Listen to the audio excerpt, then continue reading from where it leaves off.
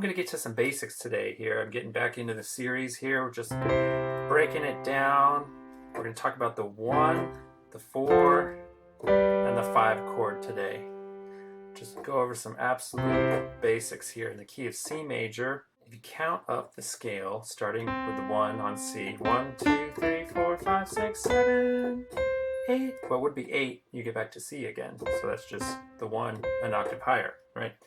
So the 1, that is a C. The 4, 1, 2, 3, 4, that's a F. The 5 is just the next one up from 4, which is G, right? So the key of C major, you can do the major scale, just going up the white notes, starting on C. There you go. So 1, 4, 5, C, F, G. So build up a major chord based on C. You've got C, E, G, okay? You can play it with your thumb, your middle, and your pinky on your right hand if you like. So there's a C major, so that's the 1 chord.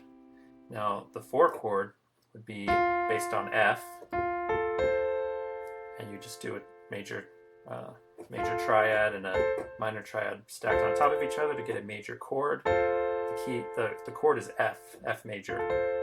So there's the 4 chord. The 1 chord, 4 chord is F, and then the 5 chord is G. And it's the same thing, a major chord built up from the root note of G. So the 1 and the 4 and the 5 chord in a major key are all major chords also. Alright, so why are these chords important? Well, through all kinds of music, they're like some of the most popular chords, probably the 3 most popular chords used in all types of music, especially pop music. There's just tons of songs that some songs only use the 1, 4, and 5. Like there's thousands of them, but just an example, like a 12-bar blues progression. 4, 1. So it starts on the 1, 1, 4, 1, and then 4, and here it goes to the 5,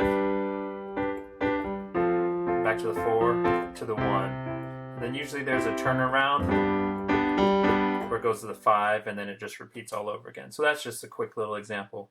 You might notice I was playing the 4 chord like this in my right hand. I wasn't doing the F like this, I was doing it like this. Because it's like I don't have to shift my hand up as far.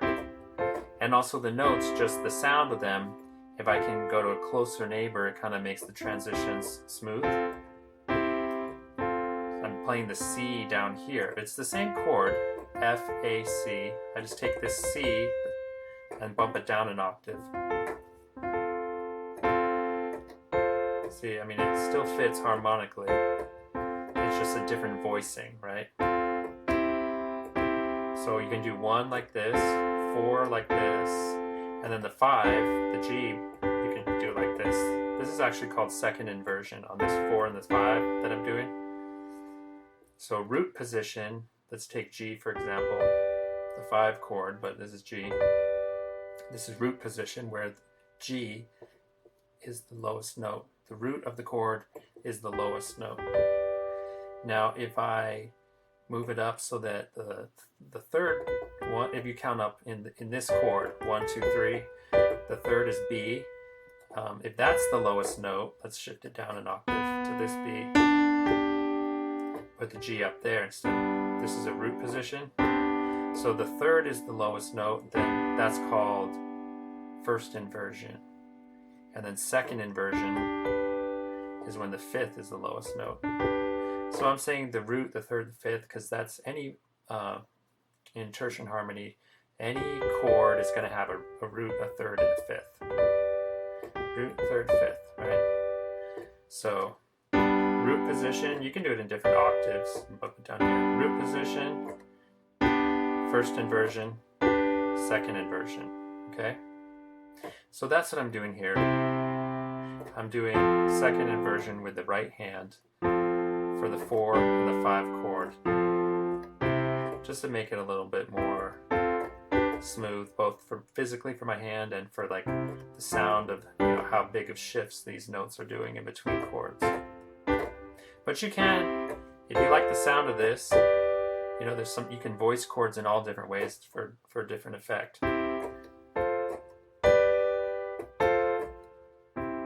So play around with that. Make up your own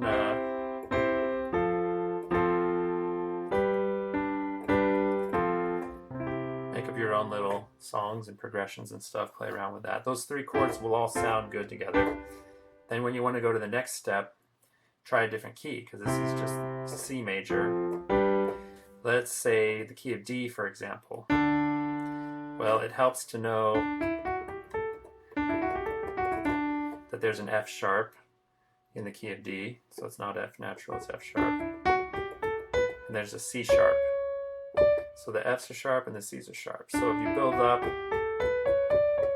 a major scale, then you can count out 1, 2, 3, 4. So the 4 chord in the key of D would be a G.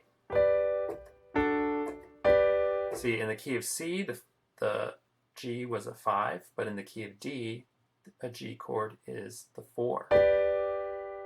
That's 4, then 5 in the key of D. 1, 2, 3, 4, 5 would be an A chord. So A, C sharp, E. 1, 4, 5. So same thing applies here with the inversions. You can go, let's see, yeah, so the 1, the 4, the 5, this one's a little harder to do. So E, A, C sharp, A, C sharp, E. Those 3 notes in any combination is going to be an A major chord. So you can do that in any key. Right? Let's take E flat, for example.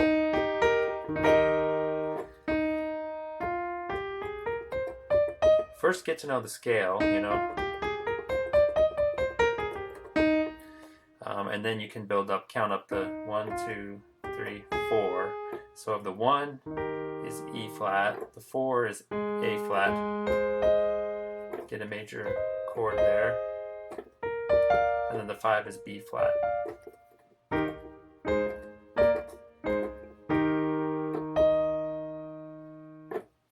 Well, if you want to get an E major chord, doesn't matter what key you're in. If you're going for an E major chord, E flat major, start on E flat, and then count up 4 half steps.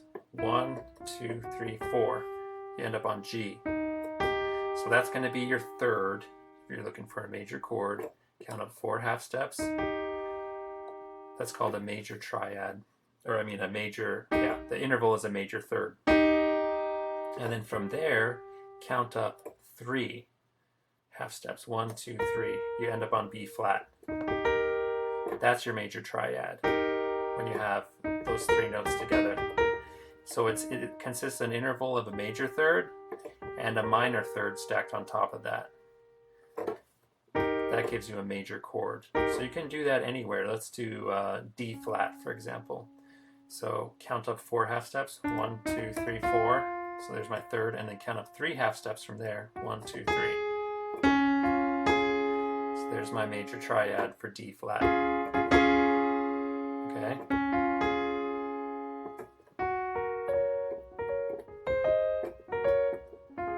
So there's my 1, 4, and 5 chords in D flat. It's kind of an uncommon and tricky key if you're not used to flats, but you can just apply that formula anywhere, and it's actually, you can make it simple. It doesn't matter what key you're in.